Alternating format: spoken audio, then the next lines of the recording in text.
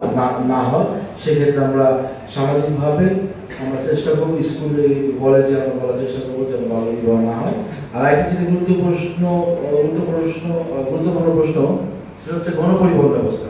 আচ্ছা, আমার কথা হচ্ছে যে হ্যাঁ, আমাদের আমাদের হয়তো প্রশাসনে অনেক কিছু করার আমাদের হয়তো থাকে না, স্পেস থাকে না। আমি আগেই বলেছি যে অনেক কাজ আছে যেটা গভর্নমেন্টের আন্ডারে থাকে, যেটা হয়তো বা আসতে দেরি হয় বা পেতে দেরি হয়, কিন্তু আমাদের যদি সদিচ্ছা থাকে আমরা অবশ্যই করতে পারি। এবং আমার এই গণপরিবহন পরিকল্পনা রয়েছে, আমরা অবশ্যই চেষ্টা করবো এখানে ভালো বাস দেওয়ার জন্য। আমি ব্যক্তিগতভাবে না হলেও আমি চেষ্টা করবো অন্যভাবে হলেও সেটা যেন আমরা দিতে পারি। এবং আপনারা জানেন যে এই আমাদের এখান থেকে যদি মূল্যবাজার দিয়ে আমরা যাই, সেগুলো আপনার দেখবেন এখনো তৈরি হচ্ছে, কিন্তু এখনো কবে তৈরি হবে সেটা আসলে আমরা জানি না।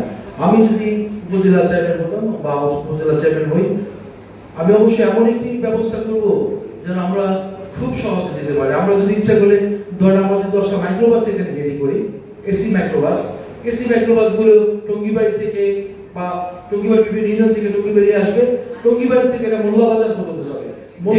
আমরা বুঝতে পেরেছি আপনি একটা গণপরিবহনের ব্যবস্থা করবেন। মোল্লাবাজার থেকে তারপর আমরা পার হয়ে গেলেও আমরা একটা মাইক্রোবাস ওখানে যাবো, ওখান থেকে হলে যেন আমরা ঢাকা দ্রুত সময় যেতে পারি। সর্বোপরি আমার কথা একটাই, যেটা আমার কাছে আছে, যে সম্পদ আমার কাছে অল্প আছে, সেটা দিয়ে কিভাবে সমাধান করা যায় আমি সেটাই চেষ্টা করবো। আপনাকে ধন্যবাদ জনাব মাহবুবুর রহমান বাচ্চু। বিশ্বাস করি যে আমাদের ব্যক্তিগত উদ্যোগ অথবা ব্যক্তিগত সদিচ্ছা যথেষ্ট একটি সুন্দর একটি উপজেলা গঠন করা যাবে। ধন্যবাদ জনাব বাচ্চু। আসসালামু আলাইকুম। আসলে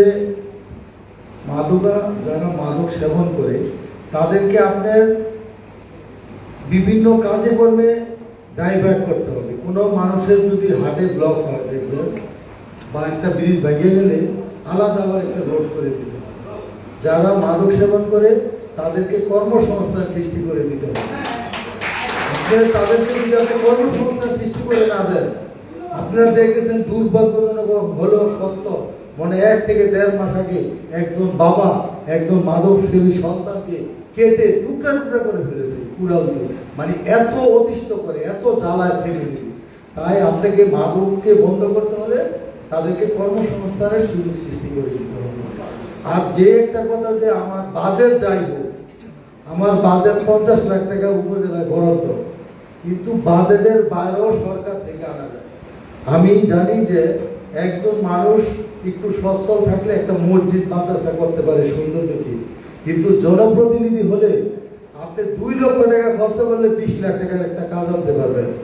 আপনি 5 লক্ষ টাকা খরচ করলে 1 কোটি টাকার একটা কাজ করতে পারেন। আপনারা যদি আমাকে নির্বাচিত করেন, আপনাদেরকে আমি মুসলমান হিসাবে প্রতিশ্রুতি দিতে এতটুকু সামর্থ্য আমার আছে যে 1 কোটি টাকার একটা কাজের জন্য আমি 2-3 লাখ টাকা লাগলে এটা আপনাদের জন্য আমি ধন্যবাদ জনাব বাচ্চু। ধন্যবাদ। এবং সেই একই সাথে আমি আপনাদের প্রত্যেককে ধন্যবাদ জানাচ্ছি আজকে এখানে আমার সাথে যারা এই আলোচনায় অংশ নিলেন এবং অনুষ্ঠানকে ঋদ্ধ করলেন আপনাদের উপস্থিতি দিয়ে। জনাব ইঞ্জিনিয়ার কাজী আব্দুল ওয়াহিদ সাহেব, রাহাত খান রুবেল, গোলাম রাব্বানী শান্ত এবং মাহবুবুর রহমান বাচ্চু, আপনারা প্রত্যেকেই টুঙ্গিবাড়ি উপজেলা নির্বাচনে চেয়ারম্যান পদপ্রার্থী এবং আপনারা আপনাদের পরিকল্পনার কথা, মূল্যবান বক্তব্য আমাদের সাথে শেয়ার করলেন এবং এই অনুষ্ঠানের মধ্য দিয়ে এখানে যারা উপস্থিতি রয়েছেন তারা কথাগুলো শুনলেন এবং আগামী দিনে হয়তো এই অনুষ্ঠানের অডিও ভিডিও ক্লিপের মধ্য দিয়ে এবং তার যে প্রচারণার মধ্য দিয়ে সারা দেশের মানুষও এই সম্পর্কে জানতে পারবে। তো আমরা মূলত এই আয়োজনের মূল উদ্দেশ্যটাই থাকে এটা, যে মানুষ বিশেষ করে এলাকার ভোটার সাধারণ তারা একটা সুচিন্তিত মতামত যাতে নির্বাচনে দিনে দিতে পারে, আপনাদের বক্তব্যগুলো জানতে পারে, সেই ক্ষেত্রে আমরা এইটুকু ভূমিকা রাখার চেষ্টা করলাম আমাদের এই আজকের অনুষ্ঠানের মধ্য দিয়ে। আপনাদের সকলকে ধন্যবাদ। আবারও ঢাকা ট্রিবিউন IRI এই নির্বাচনী বিতর্ক উপজেলা নির্বাচন 2024-এর আজকের পর্বে অংশ নেওয়ার জন্য এবং সময় দেওয়ার জন্য ধন্যবাদ। আবারও দেখা হবে অন্য কোনো অনুষ্ঠানে।